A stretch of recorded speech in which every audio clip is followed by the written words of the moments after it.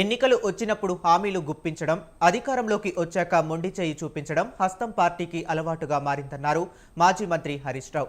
కాంగ్రెస్ పాలనలో రైతుల పరిస్థితి అగమ్య గోచరంగా మారిందన్నారు. మాటలు కోటలు దాటితే సరిపోదని, చేతలు గడప కూడా దాటాలని ఎద్దేవా చేశారు. పంట బీమా ఎప్పుడు అమలు చేస్తారంటూ ఎక్స్ వేదికగా ప్రభుత్వాన్ని ప్రశ్నించారు.